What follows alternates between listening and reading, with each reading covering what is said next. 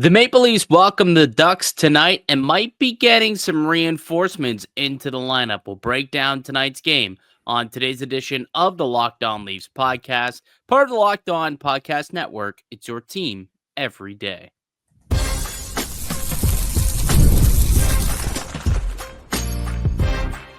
Your Locked On Maple Leafs, your daily podcast on the Toronto Maple Leafs.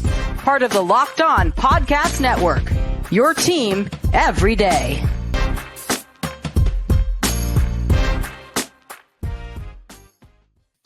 Hello and welcome into the Locked On Leafs podcast, a daily Maple Leaf-centric podcast hosted by myself, Mike DiStefano, and my co-host, Dave Morassutti.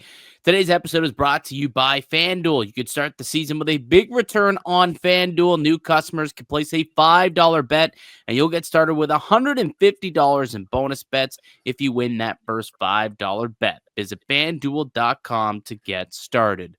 What's happening, Dave? How we feeling on a Thursday? Feeling pretty good. You know, it's that time of year. It's getting colder outside, and it's just another reminder that Christmas is it's coming soon.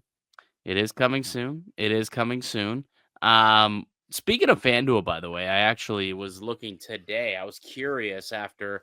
Well, I didn't get a chance to really, I guess, break down yesterday's game on the podcast. Appreciate Austin for stepping in last minute there. Really thankful for that. But obviously that was quite the game from Anthony Stolarz, and he stole the game. I mean, he truly, truly did. The Leafs had no business winning that game, no business getting 1 point, let alone two. They absolutely goalied the New Jersey Devils, and boy, it feels good to be on that side of a goalie situation because usually it's the opposite way. Definitely usually the other way around. So it was kind of funny to see that. And so I was kind of curious. I was like, Stolarz has like the best underlying numbers, the best stats right now in goaltending. Like they're right up there with the Hella Bucks and the Gustafsons. I was curious where he would be on FanDuel for the Vezina Trophy odds. Where do you think, Dave, he sits currently? On the Vezina Trophy odds? Oh, he's probably low. I don't think they're going to give him that respect. I'm going to say like 7th? 5th. He was actually 5th in Vezina Trophy voting, or 5th shortest odds, that is, at plus 4,800. Hellebuck favored, followed by Gustafson. Igor Shesterkin was in there as well. And I don't have it in front of me. I'm forgetting. There's one other goaltender who was definitely in the mix there as well. Ottinger maybe was the other goaltender who was also in the mix. And then you've got Anthony Stolarz at plus 4,800. So I thought that was actually pretty solid. Like I think that means that the rest of the league is definitely taking notice of what Anthony Stolarz has been doing. And that game last night, man, or 2 nights ago, was just absolutely outstanding. And I guess just, quickly, because again, I wasn't able to get my thoughts out there, but I just wanted to chat about it quickly with you. Like, was that not just the most like quintessential Keefe loss? Yeah. Like, how many times did we see that happen? What happened last night to Jersey happened to Toronto when Keefe was the coach of this team. It was a regular occurrence. It felt like a regular occurrence, and the best part was, and speaking about it on the pod, was his response to it, which was, yeah, they had really good goaltending on the other side of it. I felt like it was a bit of an undercut on like the best goaltending in the league on the other side. It was almost like I never had that. And so it's funny. I read those comments the same way, but those comments have been taken very differently by different people. Yes. Like I was listening, like Kipper and Bourne today thought that was a shot at Markstrom for some reason, and he was talking about I could see that. Goal. I never took it that way. I thought that was a shot to Dubas and Shanahan, and I guess Tree Living last year for saddling him up with Samsonov and Matt Murray and Jack Campbell and Peter Mrazek. Like he never had a Stolarz. And Fred, like that's how I took it. Yeah, no, I could see that. I could see why it was also the other side of Markstrom, because goal he let in, like on the Holmberg shot, brutal goal, right? When you're getting like the other team's getting, superstar goaltending, you let Pontus Holmberg score that on you, almost Yeah, like but a you allow one goal in a 60-minute game. yep. You can't throw your goal in. Your No, goalie was not the reason you lost. no, it was not. So it wasn't the reason. Like that, it was more so. I just think that the Leafs got a goalie to steal them, and like I mean, it's not the only time the Leafs have had a goalie steal them a game. It's happened probably more than he's been accustomed to seeing with this team. Well, the Leafs have been on the other side of those Yeah, way more than they've been able to goalie the other teams. And last night, Stolarz goalied the heck out of the New Jersey Devils. He was a 3.59 goal saved above expected last night. So pretty solid evening for Anthony Stolarz. And he just continues to chug along. Both of these two in tandem, him and Joseph Woll, combined, they have the best save percent. I mean, Keefe wasn't wrong. Like, it wasn't even tongue in cheek when he said best goaltending in the league. Since November 1st, they are the best goaltending tandem in the league. yeah, They do have the best combined save percentage of any other goalie tandem in the NHL since November 1st. Like, that's a pretty good stretch. It's 6 weeks pretty well. So, I mean, I think that it honestly is a compliment, and I think it was genuine. It is the best goaltending. It was factual. It has been the best goaltending in the NHL, and he proved it again last night with a stellar performance from Stolarz. Matthews, big time goal at the end there to win it. Great little, nice little finish, little flip of the wrist, and flicks the puck up over Markstrom. You think that could be a turning point for his season? I just feel like he might be getting ready to go on a heater now. it kind of feels like it. It feels like he's been good, but now we're starting to see the results, right? Kind of pick up. You know what it was for me though last night? Like that was not the first breakaway he had. He had like Yes. 3 or 4 He had like breakaways 3 or on the 4 that night. night. Yeah. So to me, it's the skating. Like when Matthews is Yeah. skating hard, and that's when things look good, right? When he's skating and he looks crisp. The hands are obviously they're always going to be there, and they Yeah. showed last night. And I just think if he can start skating that way and being direct to the net, like literally direct to the net, like he was, Yeah. the guy's going to start scoring a lot more than he has been. I mean, came into the game with what, like a 9 or 10% shooting.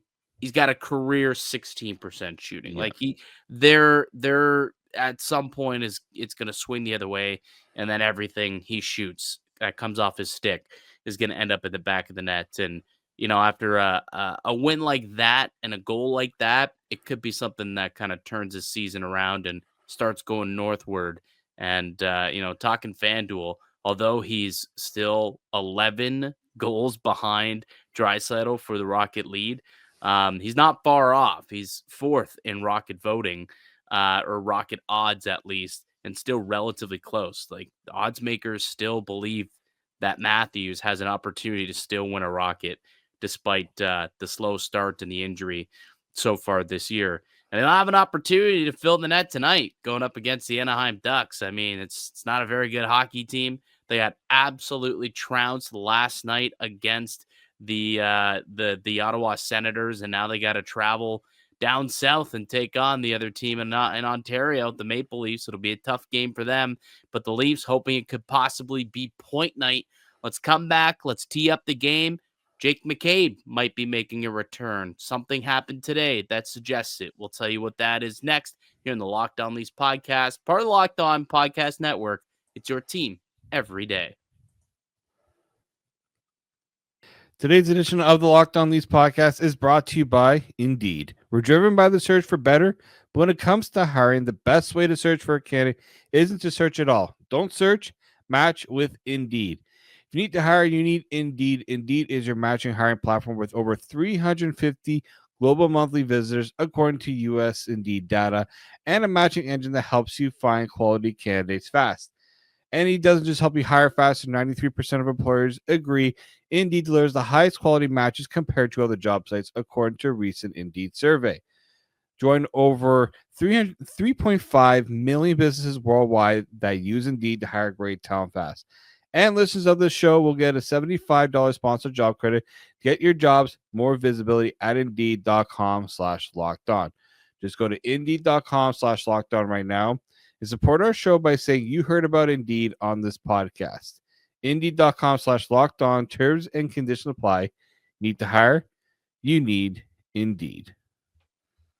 Today's episode is also brought to you by FanDuel. Get ready to tackle the NHL action with FanDuel, America's #1 sportsbook, because right now, new customers can bet $5 and get $150 in bonus bets if you win. The FanDuel Sportsbook app gives you everything you need to place live bets on everything in the middle of the game, all in one place. So when you get a hunch in the middle of a game, you could check out the latest stats, view live play-by-play, and so much more on the same page where you place your bets. Just visit FanDuel.com to join today. You'll get started with $150 in bonus bets if you win your first $5 bet. Looking at FanDuel right now, the Maple Leafs favored heavily in this one tonight, minus 385 on the money line to beat the Ducks. They've won 3 straight. They've outscored them 18-3 in those 3 matchups. And the Ducks, well, they're on night 2 of a back-to-back, and they didn't look so hot on night 1. So possibly a point night and a big night for the Maple Leafs. I personally like the puck line at minus 1.5. Get a little bit better odds at minus 144. That's my FanDuel best bet tonight on FanDuel.com. Never waste a hunch. Make every moment more with FanDuel, an official sportsbook partner of the Locked On Network. The Locked On Leafs podcast continues with Mike DiStefano and Dave Morassutti each and every weekday, Monday through Friday, free and available wherever you get a podcast and also up on YouTube.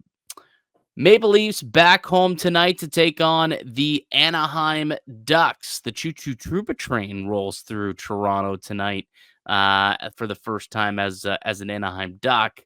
They were just in Ottawa last night, Dave, and they got beat up pretty good. They got ran out of the rink, and basically they looked like what Toronto looked like against the Devils, but John Gibson looked like John Gibson. early December Ilya Samsonov from last year. Ooh. Yeah. It's not exactly a flattering way to describe him. Yeah. Samsonov in Columbus, to be precise. Ooh. Yeah, that's a rough one there. Thank you for that memory. Yeah, big night for the Locked On Sens crew, seeing Drake Batherson put up a point night. Yeah. And it made me remind myself, okay, I do remember the Leafs have had they've had the Ducks number quite a bit. And then it made me realize, yeah, they absolutely demolished this team last year. Yep. But I think it was the last time they played the Ducks in February last year. Yeah, just a good old 9-2 shellacking. Dude, their last 2 home games against Anaheim, 9-2 last year, and then 7-0 the year before. Like, they are just absolutely beating this team to a pulp. And they've won 8 of the last 10 games against this team entirely. And one of those losses were in overtime. So Anaheim, squeaking out that extra win in OT. So Toronto, they've missed out on 3 of a possible 20 points in the last 8 meetings, and they hope to pick up another valuable 2 points tonight. Why don't we take a look at the game preview in tonight's game and kind of take a look at the matchup between the 2 teams. And obviously there are 2 squads that are on the complete opposite end of the standings. Toronto, very good record, 17-9-2, coming off a win against New Jersey. Anaheim, 10-13-4. They're 30th in the National Hockey League, coming off a loss to the Ottawa Senators. You're taking a look at the Toronto Maple Leafs, and they pretty much went out. That's not correct. That is not a 54% 5-on-5 expected goals. I think I forgot to change that one. But the rest of them are correct. Toronto better on the special teams. They're scoring more goals than Anaheim and allowing less goals than Anaheim. Toronto is flat out the better squad. And with Anaheim being on the second night of a back-to-back, you'd hope that this is one that the Maple Leafs really impose their will, much like they've done each of the last 2 times Anaheim has come through to Scotiabank Arena. Yeah, like if you're looking at the Leafs trying to break out offensively, this is it. This is it. Like this is like point night. The NHL was saying to the Leafs, "Here's the runway, open runway.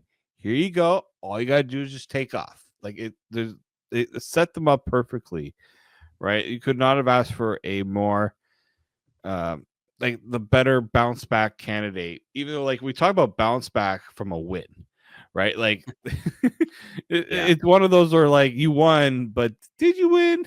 Did you win? Yeah, kind of did. You won, but did you win?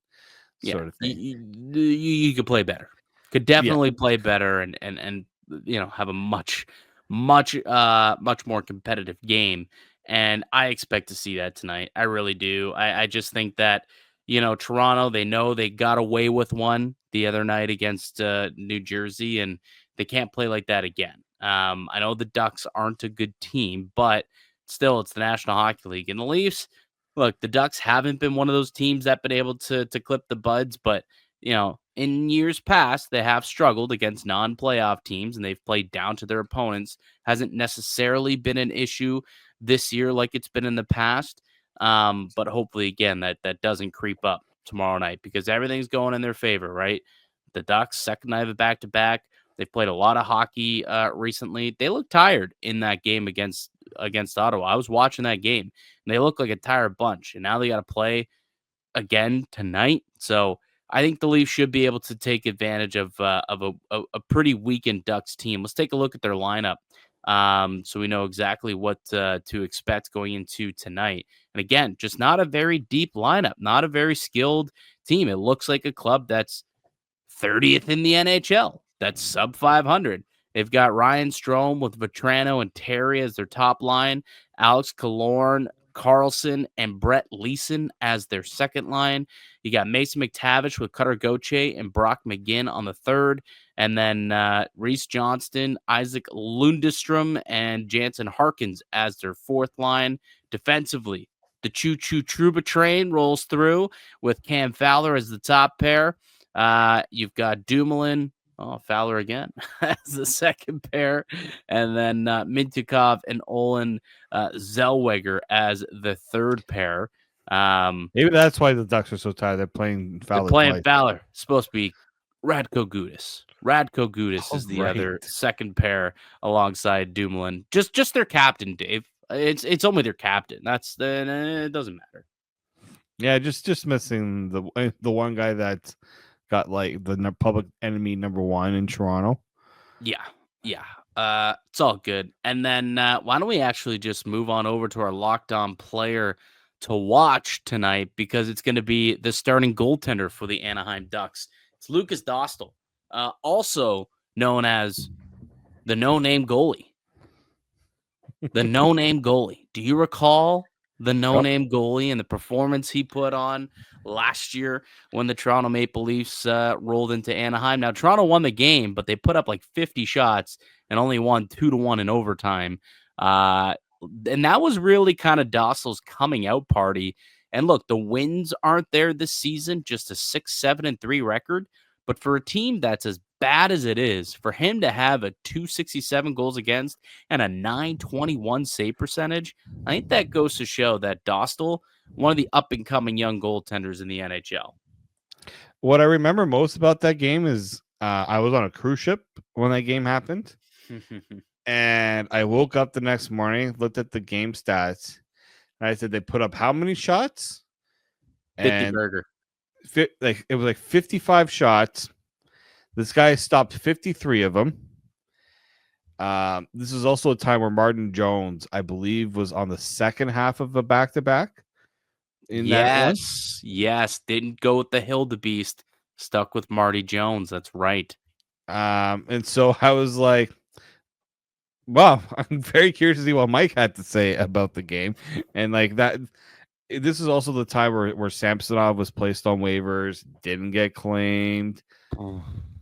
Remember that? Like just how things have kind of changed in that time. And yeah, I mean they have high hopes for Dostal, and like right now he's caught in a bit of a logjam because they want to get John Gibson games and move away from John Gibson.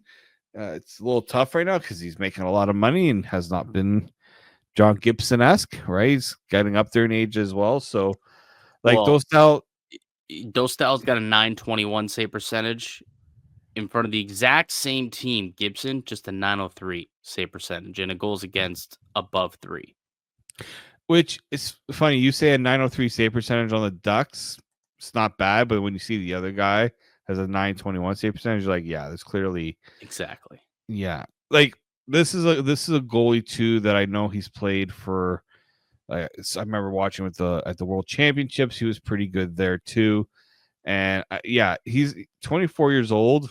This is clearly their future in net, and I totally forgot that they also have James Reimer on the team because he's been no, not anymore. He got claimed by Buffalo. Did he get claimed again by Buffalo? Yeah, Buffalo, because he played like a couple nights ago for the Sabres. Oh, okay. So he was he played a couple games for Anaheim, then he was claimed by Buffalo.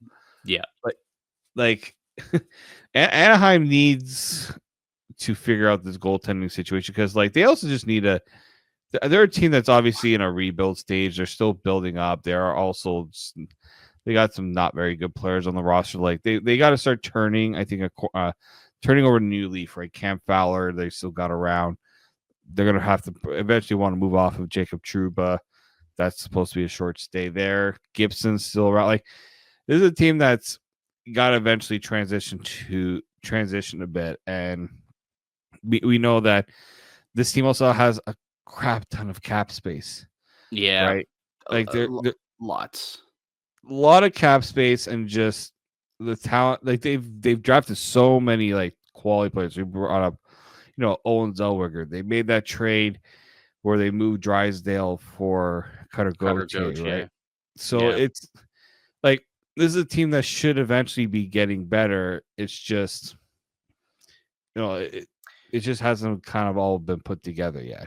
No, they haven't developed yet. They're still a youngish team. Like there's a couple of vets, obviously Troy Terry, Frank Vetrano.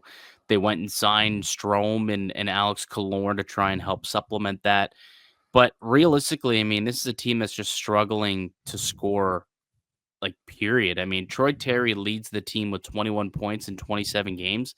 Their second highest point getter, 13 points in 26 games.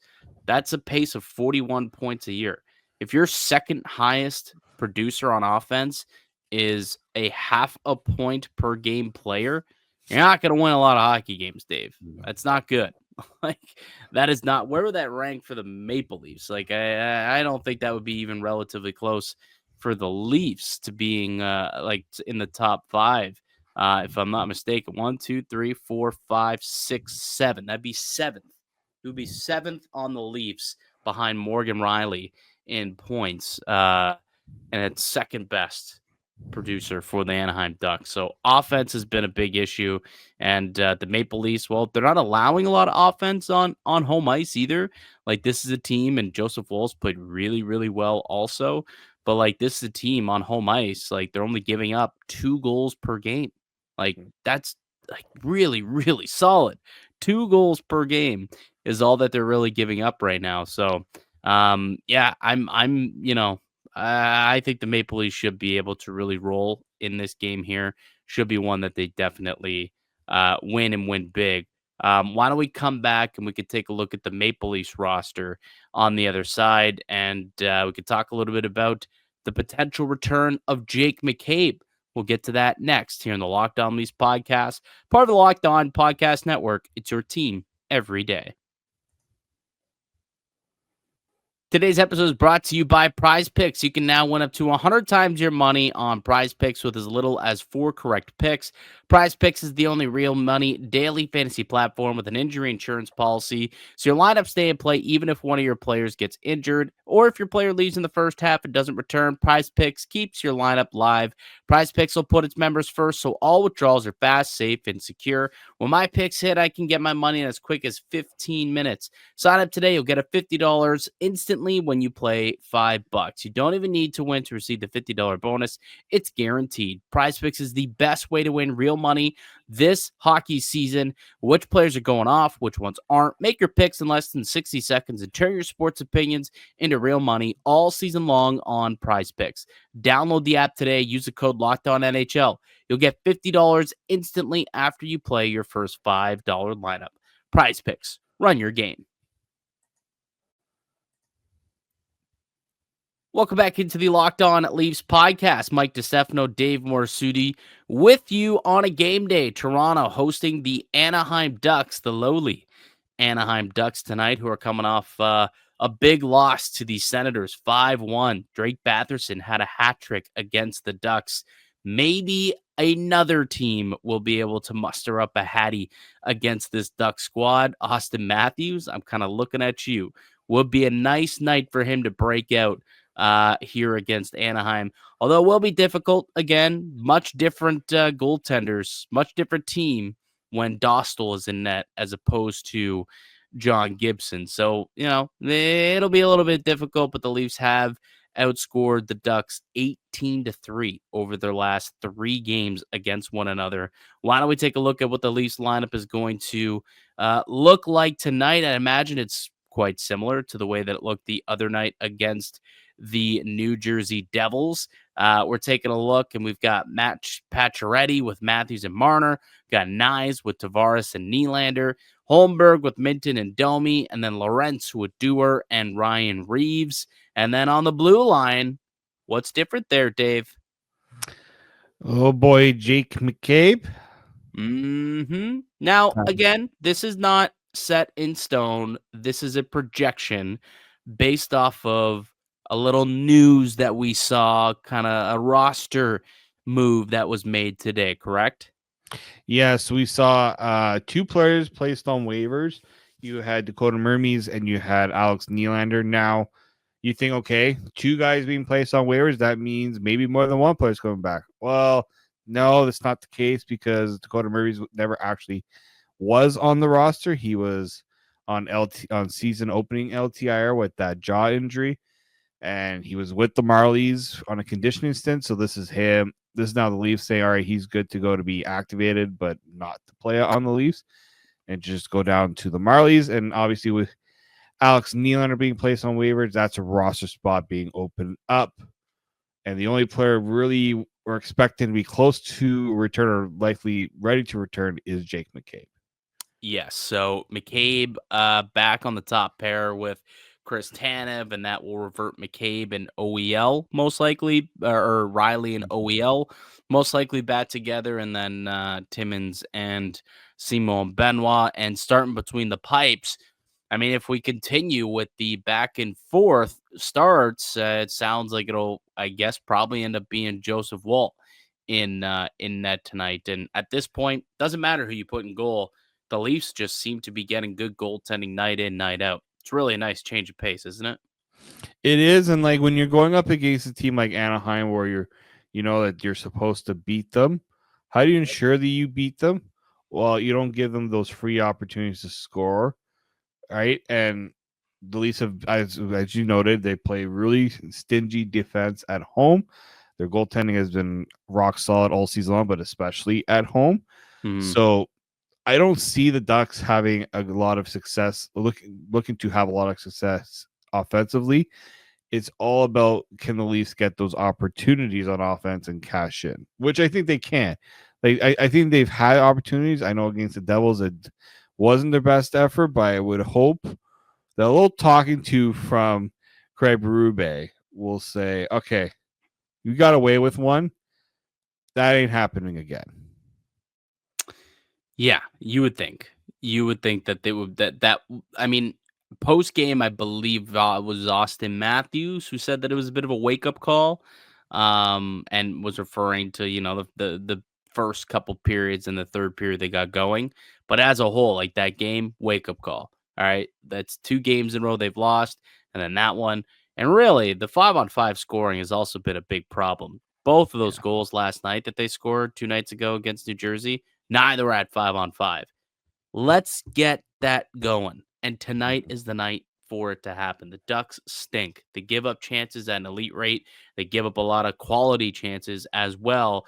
And again, Lukas Dostal, really good goaltender, but he's beatable, right? He is beatable. So hopefully the Maple Leafs can play hard, play fast, get into the kitchen of the goaltender and try and put up some goals here tonight. That's what I think the Maple Leafs are going to want to do. Point night, man. It's got to be. It's just a way to improve and boost the morale and help with the confidence of some of these guys. Maybe we see Nick Robertson draw into the lineup too, potentially, just for the sake of building that confidence. Maybe he comes in for a Ryan Reeves on the fourth line or something, just so that he could come in, maybe score a goal and kind of kickstart his year, which has been very, very, what's the word I'm looking for here? It's been very underwhelming, underwhelming. Pretty good word to put it, right? I think this is, again, Robertson, he's the type of guy that if you play him, let's say you do a third line, maybe you could do a third line of Robertson, Minton, and Domi if you want to get, Robertson into a position to play with a guy like Domi who hasn't exactly been shoot first type. So you get Robertson, more of a playmaker there, and you can put Holmberg back on the fourth line and just solidify the fourth line there. Yeah. Or you can just say, Nicky, you're getting into the lineup. We're playing you wherever we want, and you just got to find a way to contribute. Right? Figure it out. It's the NHL. Figure it out. Yeah, exactly. It hasn't exactly worked so far for Robertson, but kind of hope that eventually he gets there. You would hope. 2 quick notes, actually. Easton Cowan, Maple Leafs top prospect, who is at the Team Canada selection camp for the World Juniors. It's taken part up in Ottawa. He was skating today in a non-contact jersey with Canada. So Cowan, who took a big hit last week, still not playing. He did get a point in that game, though, by the way, to break the Eric Lindros, unofficially break the Eric Lindros record of 56 straight points in the OHL with a game, because it crossed over 2 seasons. I guess it's not an officially recognized record, but 56 straight games in which he was in an OHL game, regular season, he has registered a point, which is unbelievable. But he got hurt in his last game and hasn't played since.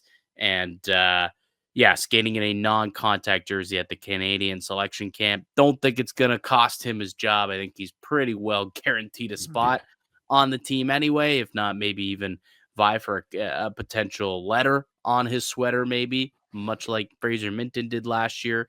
Another Maple Leafs prospect now playing with the team. So there's an update on Easton Cowan.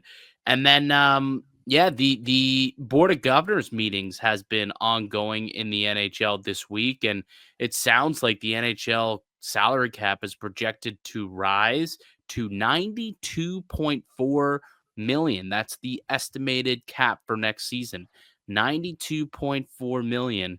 And I was taking a look. All right, well, what's the Leafs situation? How much do they have committed to next year already? Only $64.9 million. So there's over $27 million in cap space next season. That's a lot of flexibility for this team to really, really, make some moves and make some additions, some trades, whatever they want to do. This is a big offseason for them to kind of throw some weight around with a little bit of extra cash here. And we saw what they did this past year with more cap space, right? You added 2 top 4 defensemen. You solidified your goaltending. Yeah. Okay. Sure.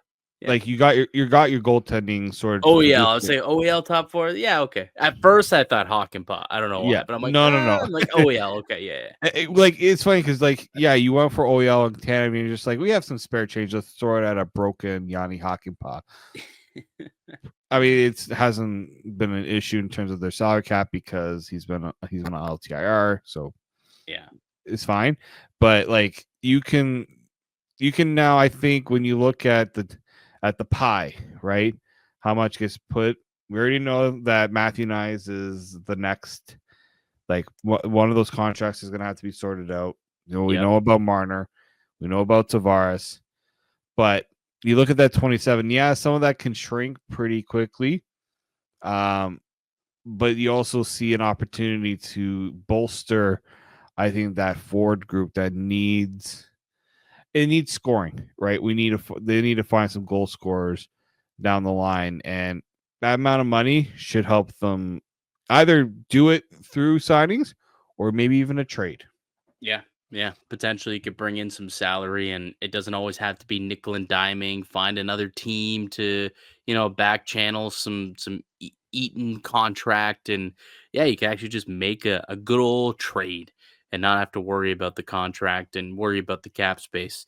But we'll see. That's long down the line. We got a whole year to play out before we got to focus on that. And it's been a solid year to this point. They'll continue the season tonight against the Anaheim Ducks. That'll do it for us today on the podcast. I'd like to thank you all for listening and supporting the show. You can subscribe to the Locked On Leafs podcast on all platforms and receive daily Leafs content. Follow myself on Twitter at Mickey_Canuck. Follow Dave at D_Morassutti, and follow the show as well at Locked On Leafs. We'll be back with another episode for you guys tomorrow to break down and recap Leafs and Ducks. Enjoy the game tonight. Go Leafs, go. Until then, keep it locked right here on Locked On Leafs.